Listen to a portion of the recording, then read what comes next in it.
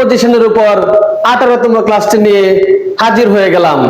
আজকে আমরা পড়ব বিহাইন্ডের ব্যবহার। Let's get started. বিহাইন্ড এটা পিছনে, পরে, আড়ালে বা পেছন থেকে অর্থে ব্যবহৃত হয়। স্যার, যেমন অবস্থান বোঝাতে, পজিশন বোঝাতে।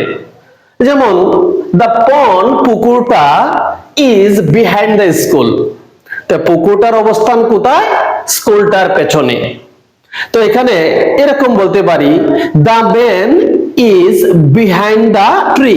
লোকটা হয় গাছটার পেছনে। তো এখানে অবস্থান বোঝাতে আমরা এরকম বিহাইন্ড ব্যবহার করতে পারি।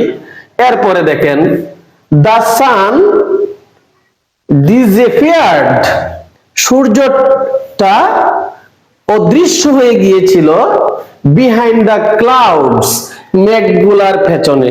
সূর্যটা মেঘের পেছনে কি হয়ে গিয়েছিল?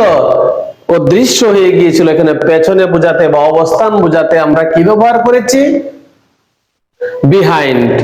অনেক সময় সন্ধ্যাকালে আমরা দেখতে পাই সূর্য আমার পশ্চিম দিকের যে গ্রাম, সেই গ্রামের যে গাছের যে শীর্ষগুলার পিছন দিয়ে আস্তে আস্তে সূর্যটা ডুবে যাচ্ছে। এই ক্ষেত্রে আমরা বিহাইন্ড ব্যবহার করি। সময়ের ক্ষেত্রে পিছিয়ে থাকা বোঝাতে, আপনার সময়ের ক্ষেত্রে পিছিয়ে থাকা বোঝাতে আমরা বিহাইন্ড ব্যবহার করি। The seminar is behind by 2 days। সেমিনারটি কয়েকদিন পিছিয়ে গেল? নির্দিষ্ট সময় থেকে 2 দিন পিছিয়ে গেল। স্যার, তাহলে আপনি পিছনে বোঝাতে বিহাইন্ড ব্যবহার করেছেন, তাহলে বাই কেন? একটা বাই লাগবে, কারণ ডিউরেশন অফ টাইম বোঝাইতে আমরা প্রেপোজিশন বাই ব্যবহার করি। এটাই সঠিক।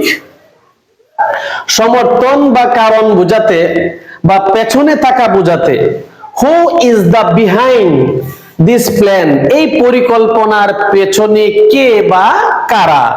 এখানে যেহেতু হু এর পরে ইজ, তাহলে এই পরিকল্পনার পেছনে কে? হু এর পরে যদি আর থাকতো তাহলে এই পরিকল্পনার পেছনে কে বা কারা? এরপরে আসেন হি ইজ দ্য পারসন। সেই হচ্ছে ব্যক্তি বিহাইন্ড দ্য টিম। এই যে টিমটা যে এত ভালো, এই পেছনের ব্যক্তিটা কে? নেপথ্যের ব্যক্তিটা কে? আমরা একটা লোককে দেখিয়ে বলি এই হচ্ছে সেই টিমটার সফলতার পেছনের ব্যক্তি।